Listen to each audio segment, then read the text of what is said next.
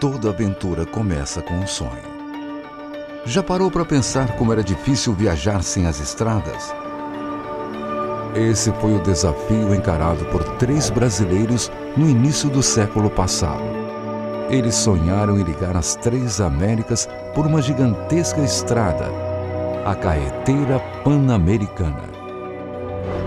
Leônidas Borges de Oliveira, Francisco Lopes da Cruz e Mário Fava. A expedição embarcaria numa enorme aventura, uma viagem de carro a partir do Rio de Janeiro em direção a Nova York.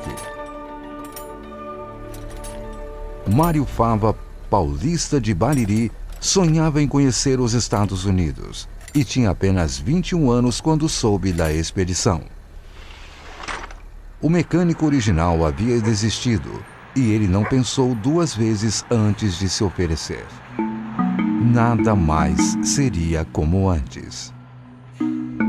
Mário seria o responsável por cuidar dos 2 veículos da expedição: o carro Ford T, apelidado de Brasil, e a caminhonete de apoio também da marca Ford, chamada de São Paulo.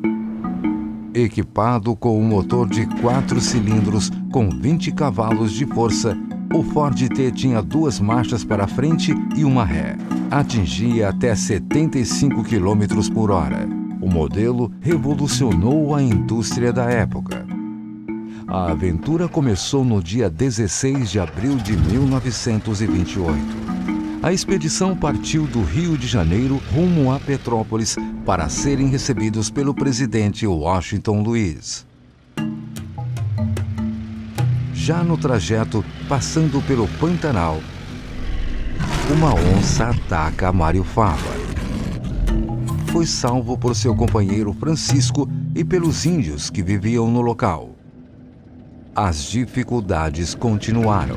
Na travessia da Cordilheira dos Andes, ficaram sem combustível. Mário criou uma mistura de querosene e chicha, uma bebida alcoólica indígena. E para lubrificar o motor, o mecânico usou gordura de porco e de lhamas. Também o frio rigoroso exigiu criatividade do mecânico de Bariri. Para não congelar a água, eles esvaziavam os radiadores à noite e os abasteciam novamente pela manhã. No Peru, a caminhonete São Paulo atravessava um penhasco quando deslizou e caiu. O mecânico ficou entre a vida e a morte. Foram muitos desafios. Boa parte do caminho foi aberta com pás e dinamite. Não havia celular, internet e nem GPS. E equipamentos como sextante e teodolito eram necessários para o mapeamento. Na Colômbia, o fim se aproximou novamente. A expedição passou 4 meses perdida na selva. Debilitados, os 3 aventureiros já estavam sem comida e água. Mais uma vez, conseguiram sair da mata com a ajuda de índios. Para atravessar os pântanos do Panamá, os 2 veículos precisaram ser desmontados. E assim seguiram viagem passando por 15 países, homenageados por onde passavam. Chegaram aos Estados Unidos em 1936 e permaneceram até 1938. E foram reconhecidos pela ousadia. Ao chegar em Detroit, Henry Ford, pioneiro da indústria automobilística e proprietário da fábrica que produziu os veículos usados na viagem, ofereceu um cheque em branco pelos 2 carros, mas o trio não aceitou. Queria os veículos no Brasil. Em Washington, os aventureiros foram recepcionados na Casa Branca pelo presidente Franklin Roosevelt como heróis do desenvolvimento. Ao voltar depois de 10 anos de viagem, foram recebidos pelo novo presidente Getúlio Vargas.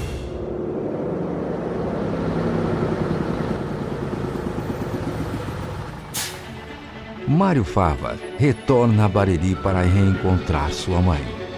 Ela, após tantos anos sem contato algum, perguntou por que ele demorou tanto a voltar para casa.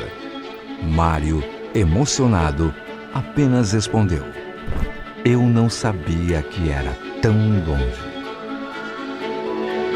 Agora, mais de 80 anos após o fim dessa expedição, um novo sonho se realiza.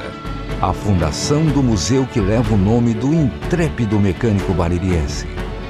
O Museu Mário Fava, que guarda a memória de uma das mais espetaculares aventuras do século XX.